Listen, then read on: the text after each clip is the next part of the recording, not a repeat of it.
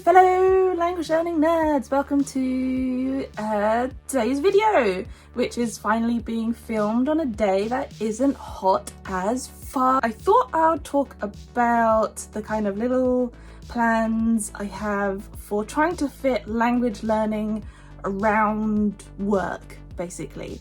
My work, which I've been doing now for about 2 months, it's not one of those jobs where I have downtime where I can just do a little bit of language learning on the side for a little bit. It's like, no, I don't have time to actually do it while at work. So what am I doing? So there's just a few things that I wanted to tell you about. The first one being the first one being, I had to go get my props, I forgot that I didn't have them with me. The first one being this. I don't know if you can see it well. Can you read that? Can it just be in focus? Be in focus for just a second, please. Okay, I'm gonna put up a photo here so you can see it nice and clearly.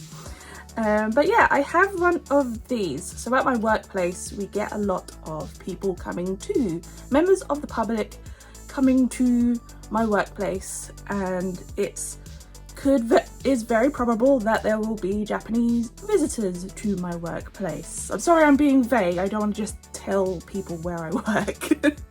Sorry. So I managed to order one of these. It's only for a couple of quid on Etsy, in fact. You can get many of these for different languages. You can have different things written on here. You can put in a little request, but I've seen ones that are like, I use sign language, or I know BSL, or like I have blah blah blah blah, just anything that you might want to advertise to people interacting with you. But I chose to have this one, which says, I am studying Japanese. And I thought it could be good in case there's a visitor coming along. If they see this, then they might be able to be like, I can maybe ask her a few questions. And the reason why I didn't just have it say, I speak Japanese, is because I'm still at a low level. So if I say I'm studying Japanese, then that might just let them know that I may make mistakes. And so yeah, I thought I'll get myself one of these. And I just have it on my little thing while I'm at work. Another thing that I am in the kind of process of doing is having work as a topic for my language learning. So for example, I've made myself a little list in my notebook of loads of work vocabulary, most of which I actually don't know how to say in Japanese, and so it's my opportunity to kind of learn these words. And so when I'm at work, I want to be able to, like, I don't have time to actually sit down and do some proper study at work, but I can at least be like, if I'm walking down the stairs, maybe I can just remind myself and be like, oh, stairs, kaidan, you know, or maybe work up to be like, if I'm walking down the stairs, I want to be able to say I'm walking down the stairs in Japanese. So just little things like that in my mind, I want to be able to do quite easily. I can just do that in my head while I'm at work. So I've made a kind of vocabulary list of, you know, things that or locations at work that it could be very probable that I might need to say. So maybe if someone's come along and seen my badge and so they want to ask me a question. So I've got that, as well as I think this is a good opportunity for me to relearn or brush up on directions. So it's, again, if someone comes along, sees my little badge and then asks me questions about where something is, I want to be able to tell them where, and not just be like, oh, go down the street and take the second left. I also want to need to be able to say, like, go down the corridor and take the second right. And so this is like an opportunity for me to use work as a topic to help me focus on something in my studies. And yeah, I've kind of noticed that when I'm looking up for things like directions in Japanese, then a lot of it is very focused like outside, like stop at the traffic lights or cross the road. But then, you know, what if you are, say, working in a hospital and you want to be able to tell someone, oh, it's the second door on the right, or, you know, go down the stairs and walk to the end of the corridor. You know, there doesn't seem to be as many stuff like that to do a practice thing. I mean, I understand it because, like, if you're learning basic directions, it's probably because you're, say, you're wanting to go to Japan and you might want to practice asking about where the train station is, where the hotel is, where the bank is. And yeah, you're mostly going to need outside stuff. But yeah, this gives me the opportunity to kind of practice indoor directions as well as learn a whole bunch of new vocabulary. So yes, that's a kind of something I've been doing for work, in kind of preparation for work. And then when I'm at work, I want to be able to use that knowledge to just, you know, if I need to go to I don't know, a certain room, then I want to be able to say like, oh, certain room, go, you know. But yeah, so anyway, yes, so I've been doing work as a topic. Actually, before I move on from work as a topic, there is something else that I have here to show you. So a few years back, on my Japan holiday, I did buy a few little textbooks. I bought 3 of the same series, one of which I have taught on this channel before. Is it here? Maybe. What is it? The onomatopoeia one? I'm pretty sure I talked about this one before. But yeah, this Speak Japanese series, I actually ended up buying 3 of that same series. Onomatopoeia, I thought that's a good topic. The other one I think is like very short little sentences to help you make your Japanese sound quite natural in conversation. Again, I thought was very useful. The third one, I bought... I didn't really think that I was going to be using it properly as a textbook to study, but I just thought it was very interesting and fun to have. And that is this one, which is conversational customer service Japanese for intermediate use. So basically a bunch of phrases you might hear or need to use if you're working in, say, retail or in a shop or in a restaurant or something. Basically, you know, working with customers. And I originally got it because at the time I was working in retail and I was like, oh, this is fun to have and I did learn a little something from it, and that I remember because I had bought it while I was in holiday in Japan, and so obviously going into lots of shops I did hear some phrases, but I didn't really understand what they meant, and I did see some of them in this book, so I was able to be like, oh, so that's exactly what they were saying. Oh, I get it. So it has strangely come into, you know, been handy for me already. But yeah, I dug this one out again because again, it's working with customers, and I thought maybe I can go through it and try and see if I can dig out a few sentences that might be useful. Maybe impress a Japanese visitor with my fancy Keigo Japanese. Anyway, back onto something a bit more useful. The kind of main thing that I can do in terms of language learning around work is listening practice. Now, my work is a little bit far from where I live, so I'm basically sitting on a bus for a little over an hour, like an hour and 15-ish minutes, there and back again. So like, I don't know, 2.5 hours a day. So I can get a lot of listening in terms of, I don't know, listening to songs or podcasts, things like that.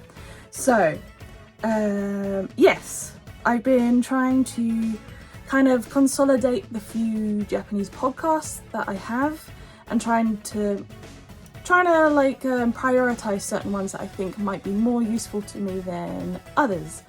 As well, I'll go through, I think there's 4 I have that I'm going to tell you about that I have been and I'm going to be listening to properly on my journey. Yes. But before that, yes, also songs. I have kind of gone through, I have tried, you know, after work sometimes I am pretty tired, so sometimes if I don't want to try and listen to loads of Japanese conversations and be like, oh, with my brain, I have been also kind of adding a few extra Japanese songs that I can be like, this is a bit more fun and relaxed, that my brain can, if it needs to, I can just let the Japanese wash over me, or if I still feel up to it, I can try and recognize a few words in there. But onto the podcasts. So I have 4 that I have kind of selected that I want to be listening to. You may have heard of these ones before. I will link to all 4 of these in the comments below in case you want to check them out yourself. I'm going to go in order of how much Japanese versus English they have in the episode. So the one with the most English is the one called Learn Japanese Pod. This is really great, especially if you're not ready to completely dive into full Japanese or even half Japanese, half English, say lessons or podcasts.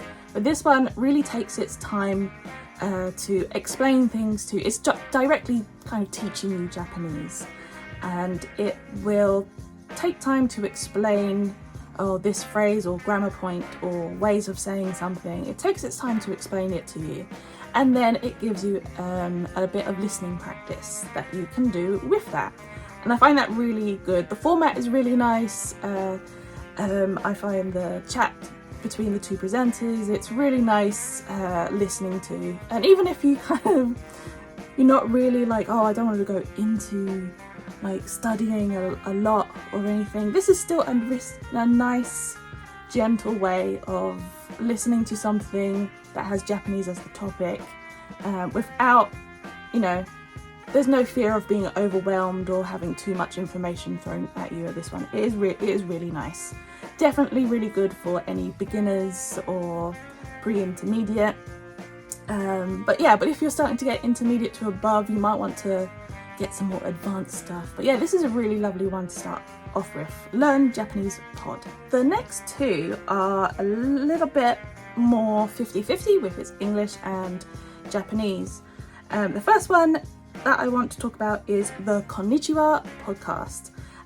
It's just a podcast with 3 people who have a conversation in English and Japanese. So I think there's 3 of them. I think one will speak almost always in English, another will speak almost always in Japanese, and then a third will kind of go between the 2. This is really nice because, especially at the beginning, they kind of have a very general, relaxed chat, kind of like between friends that you would do, and then they'll go into a couple of topics. Again, this is really nice if, again, you're really kind of like not wanting loads of Japanese at you, but you're starting to want to really hear some real conversation kind of level Japanese. This is really nice. It's also one of those things that's very, even if you can't catch any of the Japanese, you can still follow along with the conversation quite easily, because with the English you'll get all the context and the reactions to what's being said in Japanese. Yeah, it's really good. It's again a very nice and relaxed atmosphere to the podcast.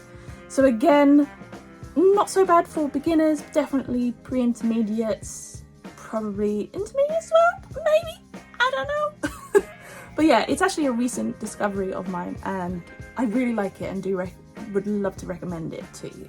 And the third one, which is again another one that's kind of like 50-50 between English and Japanese.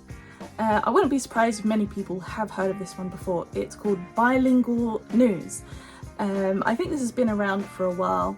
This one is definitely one for intermediate and above, mainly because There's 2 people in this podcast, and one speaks in English, one speaks in Japanese, and they just go back and forth with all their topics. They go straight in at the beginning of each topic. They will explain the kind of headline of the topic in Japanese and then in English, so you're guaranteed to know what the topic is, and then they will have a general chat between themselves about said topic. Now this one is good if you're into, say, science and technology. There's a lot of those sorts of topics come up a lot with it. But of course, if you're not interested in those things, or you just don't have the vocabulary, it's very easy to not be able to follow along. Definitely it's like that for me. But I do still listen to this one. Again, because half of the conversation is in English, you still get a lot. It's still quite easy to follow along with a lot of the conversation. And yeah, it is a very good place to hear native level Japanese spoken at a native level speed as well. So it goes by quite quick. So yeah, if you're on the beginner, lower intermediate, a bit more like me, it can just completely go over your head and you're like, I have no idea what's being said right now. But I still think it's such a valuable resource. So I'm gonna try that when my brain is feeling up to just having loads of Japanese thrown at me. But I don't know, I might have to like put that in every now and again amongst the easier podcasts to go through. Okay, and the 4th podcast that I'm going to be kind of using on my journeys to and from work, and that is the Miku Real Japanese podcast. So Miku is a YouTuber. She does a load of YouTube videos learning Japanese. She is such a great resource for learning Japanese anyway. I really like using her videos as like recaps for grammar and topics that I've already studied and would like a little refresher. I often try and see if she's done a video on that topic. But yeah, I definitely recommend her YouTube channel if you're wanting a free resource to try and learn Japanese. 100% go for her. She's also doing these podcasts, and a lot of the episodes are quite short, sometimes around only 10 minutes. But every now and again she has a much longer episode where she has a conversation with someone, and it's 100% in Japanese. This is, I still think, strangely, I think the Japanese in her podcast, even when it's 100% in Japanese, is easier to follow than the previous bilingual news. And mainly I think that's because of topic. In the bilingual news, they might be talking about something to do with science or technology, whereas this one, it could be something of 2 people talking about, you know, favourite places that they've gone on holiday or something. So the topics are a little bit easier. I think I'm definitely going to use these ones to kind of try and really get my brain used to native level conversation, both speed and perhaps manner, but kind of like training my ears to hear Japanese better. That's mainly what I want all of these podcasts to help me with, because I definitely need help with it. I need to learn to listen. I need to listen more. I say as I've spent how long just chatting to you guys right now? So with Miku's podcast, I do hope to get a nice, casual, native level Japanese to be able to hear that regularly. I think I might take some of those longer conversations and listen to them multiple times as well, and not just listen to it once and then move on to something else. If I listen to it again, my brain might be able to pick out more and more each time. Here's hoping, you know? Okay, to kind of summarize my plan that I've started implementing for language learning around work is 1, mainly that travel to and from work, using it as lots of listening practice, whether that be much more serious podcast conversations or whether kind of relaxed songs and tunes that I can listen to. At work, kind of being where trying to learn the work vocabulary in Japanese, so that when I'm at work I can just check like, oh, that's called a blah blah blah, that's called blah blah blah blah blah. Kind of as an excuse to learn those new words that I don't know before and practice my basic sentences as well. And then there's of course my little badge to try and, you know, on the off chance that it will, you know, trigger a Japanese conversation for me at work. And that'll be great because then I will be doing my work in Japanese. And that is my ultimate goal, basically. I wish I had some extra, more clever plans or ideas on how to integrate work and language learning, but I don't have them. I just have these basic ideas, and so hopefully I'm going to do okay with them. I don't know, if I ever later down the line find that some of them have really been working for me or really not been working for me, I'll always try and put those into like a language learning update or something like that. I would love to know if you're able to put your language learning and work together or fit them around each other. If you have any plans or ideas that are good, please do feel free to let me know in the comments below or on Twitter, say. I think it'd be really good, you know, to share, because this is something that I think a lot of adult language learners kind of struggle with, you know. You have a long day at work and then afterwards is the perfect time to do some language learning, but you're tired and you need to eat, and then it's bedtime and you have to go to sleep and then wake up and do work again. So I think it's a struggle that many of us have. So yeah, please share your plans with me, and if they're really good, maybe I shall steal them. You're more than welcome to steal my ideas as well. Just if you think it'll be useful for you, just take them. Just take them and go and run with them. I will finally let you go to get on with the rest of your day. So happy language learning, and remember, may your grammar be structured and your vocabulary varied. Bye!